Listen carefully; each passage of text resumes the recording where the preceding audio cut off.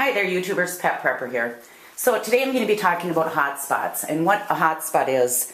It's an infected, inflamed area on the skin that is really irritating to a dog or a cat, and they will chew that area until it turns into this big huge sore. And a lot of times if they chew at it enough, the wound will ooze. It's really gross, but ooze like green pus, and it's so painful for them. So it's really important to know how to treat this, and I'm gonna give you a couple of products that you might want to put in your storage to keep on hand. What happens is when the natural bacteria on the skin overpopulates an area, it starts a little tiny wound, and the dog, like I said, will chew it, just raw. And it can come on really quickly. Within hours, your dog can have this huge sore chewed into his skin. And so they're a lot of times more common in double-coated dogs, the real thick double-coated dogs. So it's important to keep those dogs brushed and clean. Brushing is a great way to keep that coat and that skin clean. And it keeps it from getting too thick. And you want the skin to be able to breathe. So if you've got a dog like a Samoyed or a collie, it is so important to keep that undercoat brushed out so that, like I said, the skin can breathe.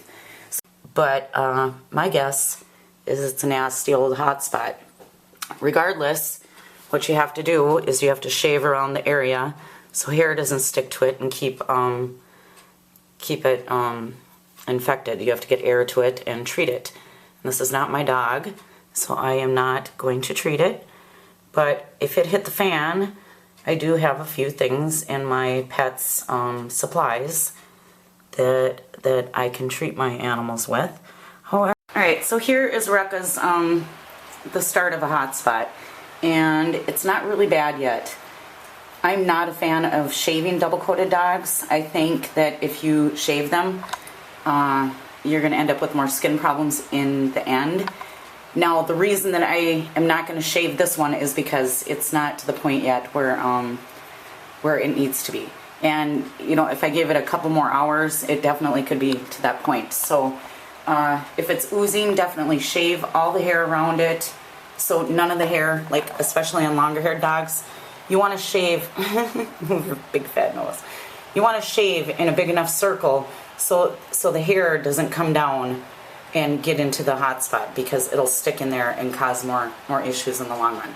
So how I'm going to treat it, I'm going to gently wash it with the first aid antiseptic. It's 10% povidone iodine, and it's just a topical solution, and I'm mixing it to about the color of honey. And so I will show you how we're going to do that, and when I come back I will tell you some of the other things that you can use to treat it afterwards, after you clean it. And you want to just be gentle, because these things can be so painful for the dog. You want to make sure you're using really good, clean, sterile gauze or whatever it is that you're using in a clean environment. So, oh buddy, I'm sorry. Is that kind of painful?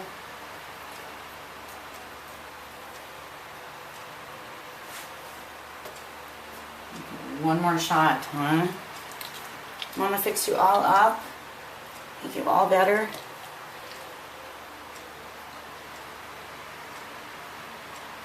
And it looks like this maybe started a little while ago, and it's already starting to scab up, which is very strange, because normally they chew at it until they have a spot this big on them. And so hopefully this is going to be a really easy one to treat. It's his first one, and I'm thinking that the reason is because I got this really cheap food on clearance or on sale at Fleet Farm, and I put it in my storage. So even though I know better, I didn't slowly cut the cheap food into their regular food, and I was just too lazy to go to the store to get the regular food, and now my dogs are suffering because of my laziness, and I think he's just having a food allergy is what his deal is, and he's pretty sensitive to a lot of things. So I won't be making this mistake again. I'm going to definitely buy the food that they normally eat to put in my storage and just rotate that, and then we won't have any problems, will we?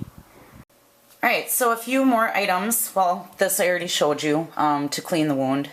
And aloe vera to treat it afterwards, to soothe that hot spot, to soothe the, you know, the itching and the burning and the irritation. Another thing that works really good is a cool chamomile tea bag. I know that for a fact. Now, I took a class later on in my grooming career, and it was on Skin and Coat, and they said to use this medicated body powder after you clean up the wound, because it's really going to help dry it out, and it's got cooling agent in it, and it's absorbing and itch relieving, so that's a really good product. I haven't tried it yet, but I think it would work really, really good. So another thing to keep in store maybe is a t-shirt to put on your dog, a nice snug one so they can't chew at the hot spot, or extra gauze and vet wrap, or, you know, extra medical tape if it's on a limb, you know. But if they won't leave those areas alone, even if they're covered, you can always resort to an e-collar. And I just did a video on it earlier this week on how to make your own, because they're kind of expensive. Of course, the homemade ones aren't going to be as long lasting, but you know, if you have to resort to that, it'll work great. So I want to mention that I'm not a vet. I'm merely a groomer, but I've been grooming for 22 years, and I've tried a lot of these little home remedies out myself. These are strictly items for an SHTF situation to keep in your storage. So thank you so much for watching. Pet Prepper.